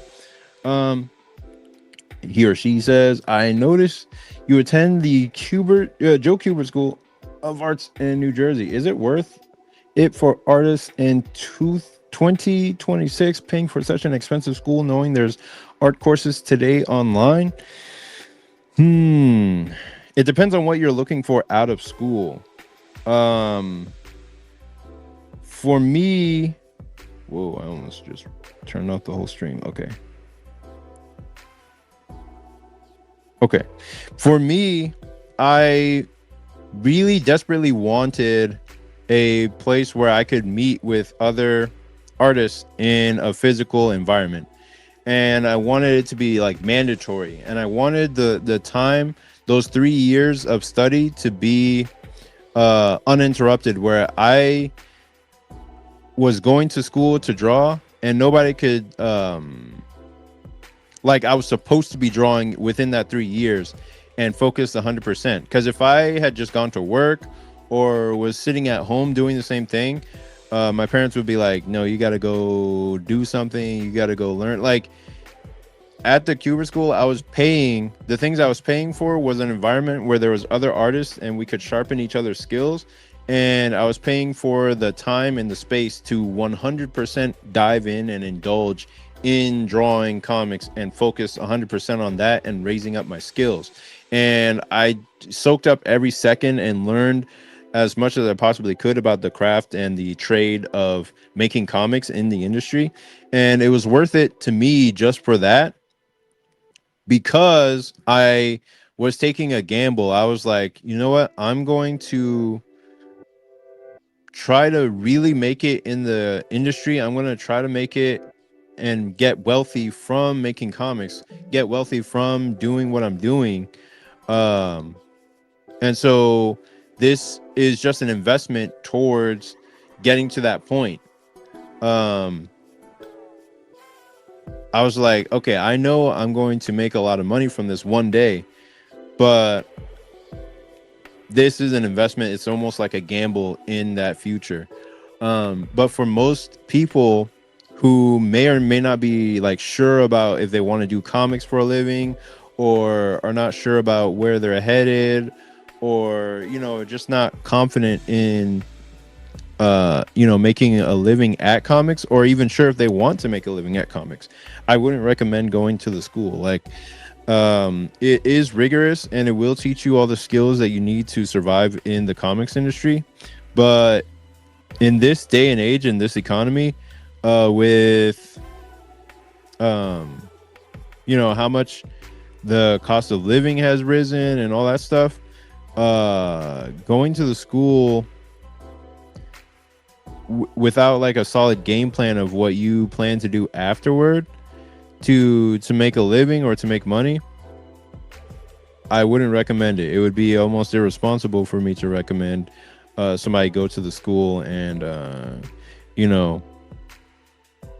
try to make it in comics by going to the school, because there's so many free options, so many free resources that you can access at home, or even do the online course of the Cubert School to get to it,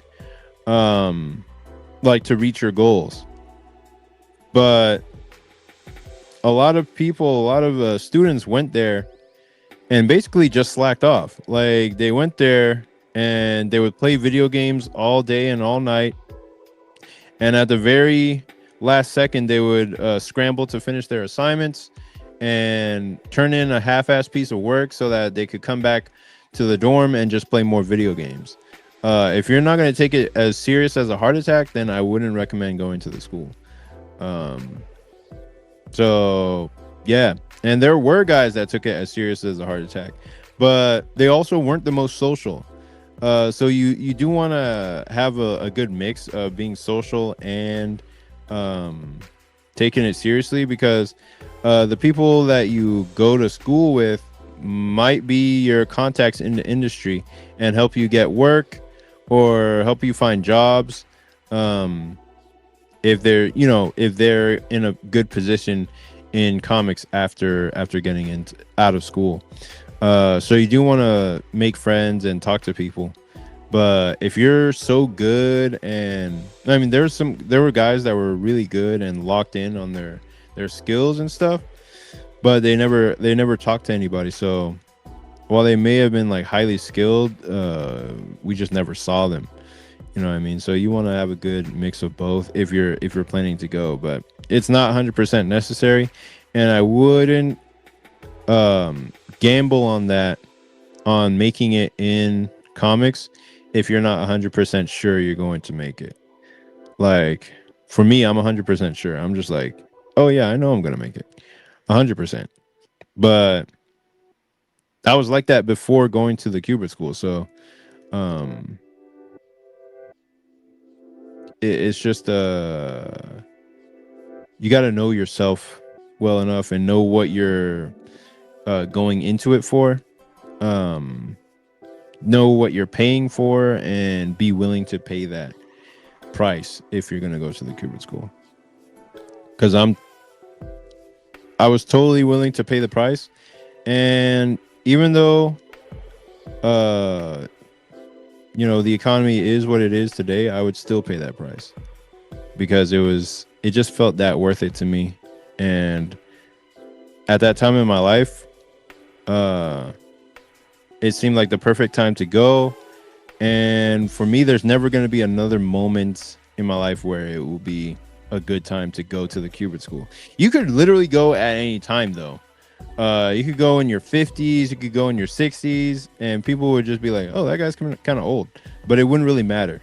Like you can go in your 30s and you'll still be good. Like most of the guys that I knew from there were in their 30s, or close to their 30s. So there were a lot of 29, 30, 28, 27. And the ones that usually dropped out in the first year or dropped out early were the 19 and 18 and 20-year-olds. They would just be too overwhelmed or maybe too introverted, and they would be like, I want to go home to mommy. And then they would go home to mommy, and it would just be I'm not even in a position to talk, but they would just leave, and they wouldn't stick out the rest of the program because it just wasn't what they thought it would be, and they couldn't handle being on their own for that long. And there was a lot of people on the spectrum over there, if you know what I mean. So it was a lot of that as well. But yeah, it was a large range of like age groups that would attend and could attend. And really, it's a trade school, so all you're getting at the end of it is a certificate. Like in comics, people don't really care about your degree or your certificate. They don't give a fuck. They don't give a damn about none of that stuff. So all that matters is your pure cold hard skills. Can you typeset? Can you digitally color? Can you finish work in a timely manner? Can you ink something? Can you paint? Like, can you do work in a certain amount of time with a level of professionalism and quality? Then you're hired. But they don't care that you came from the Cubert school if you suck. Like if you suck, they don't give a fuck if you came from the Cubert school. They'll just get somebody else. And you could very well be somebody who didn't go to the Cubert school, and you get hired over somebody who did go to the Cubert school because your skills are just purely better. So that's the only thing that really matters in comics, is just having top tier skills, and not even top tier skills, but high level skills that people want to pay you to do.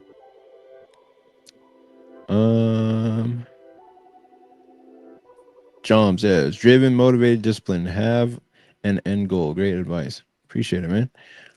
Artists have the biggest spectrum. Yeah. The portfolio is what matters. Yep. That is your resume. Then the interview with those questions, drive, and willingness to learn and get better. Yeah, 100%. Because most of my skills in comics, and I'm gonna hop off in like a couple minutes at the 2 hour mark. Most of my skills in comics came from before I went to the Cubert school, and it was just from learning stuff on YouTube. But why I went to the Cubert school was to have structure and to learn things that I couldn't do on my own, or would take a long time to do on my own. Where at the Cubert school, there was something I didn't know how to do, and to look it up on YouTube and try to go through the whole process of figuring out the how to do it, and finding the right tutorials to learn how to do it would have taken a couple of weeks at most. But the teacher that I was working with was just like, oh no, just do this and that, and he solved the problem that would have taken me weeks in just 2 seconds because he already had the knowledge. It was way more important to get the knowledge from a person who already had it than to try to cobble together your learning from an online source, because that takes a lot longer. And I was trying to expedite the process because the teachers would just have the knowledge in their mind, and they would just tell you. You could ask them as many questions as you want, and they would just tell you the information, and then you're like, oh sweet, now I know that, and I don't have to go through all these hundreds of tutorials to look it up. I can just have that So that's a large part of why I went to the school. And you can get that from online mentorship as well. It just might not feel as strong or as nice as going to the school. Because for me, going to the school was everything. I was just like, oh, sick, I'm here. Like, I get to have all these experiences and stuff like that. And that's why earlier on my channel, if you look at some of my videos, I tried to document as many of those days at the Cuba school as I could. I documented like the inside of my dorm room. Like they don't even use the dorms anymore. I did a whole video of what the inside of the Cuba school looks like, but they don't even use that anymore. So it's like I was like, damn. I made that whole video. Well, it's not for nothing because people can at least see a documented record of what the old Cuba school looked like back then, and see inside the building. And I made sure to take as many videos as I could because I knew this was a once in a lifetime opportunity and that I just wouldn't have an opportunity to do that again ever in life. Think about that. Like there's never going to be another time in life where I would easily have the ability to go inside the old Cuba school building or the old Cuba school dormitory, video, like record the inside of it, show people what it looked like, and just show what kinds of times we had there. Like so I made a video that showed what that looked like, and it was I'm just glad I was able to put that out there. It was one of the, it wasn't even a big video on my channel. It was just I needed to put out this video to show people what it looked like. So, and people recognized me before I even came to the Cubert school because they they had seen my videos before before I went there. So I was just like, oh shit, people recognized my face, and I was just kind of surprised by it. But yeah, it was a good time. It was totally worth it for me, and I would do it again if I could. But yeah, let me check out the comments. Let's see. You have what it takes. I'm rooting for you all the way. I appreciate it, man. Thank you. Master Panda says, I actually wish I never went to college. What a freaking waste of 4 years. For me, just my personal opinion. Yeah, I don't know what kind of college you went to. Hopefully, I mean, like, if it wasn't for me, I enjoyed it because it was 100% comics college. Like it just, there wasn't any other thing to do there. It was just comics all the time. So that's why I went. But if you went to a college where it's like, oh, I got to do math and science and stuff like that, that's what I would say is a waste. I'd be like, no, I don't want to do that. So yeah, I would agree, because I went to community college for a while, and I was just like, this is a waste of time and money, and I hate this. I need to get out. And after that, I went homeless for a while. So that was just before me getting like a cubicle job and then going into the Cuba school. So yeah, that was my experience with like actual college. But yeah, I think that's it. I'm gonna go ahead and leave it there for now. This was a great discussion about everything that we were just discussing and whatnot. And yeah, I should by next week I'll be done with this chapter. I only have like 4 more pages left to truly color, and then yeah, I'll be sending these to my editor, and I'll be doing the layouts and all that stuff for chapter 3. And yeah, just trying to see if I can get a full issue done, like drawn and colored in 1 month. That's the next goal. If I can do that alone for 1 month, that would be awesome. So I'm going to try that for the month of June. And yeah, that would be the goal. But I appreciate you guys coming out to the show. Thanks for hanging out with me tonight. And I will see y'all in the next one. Peace.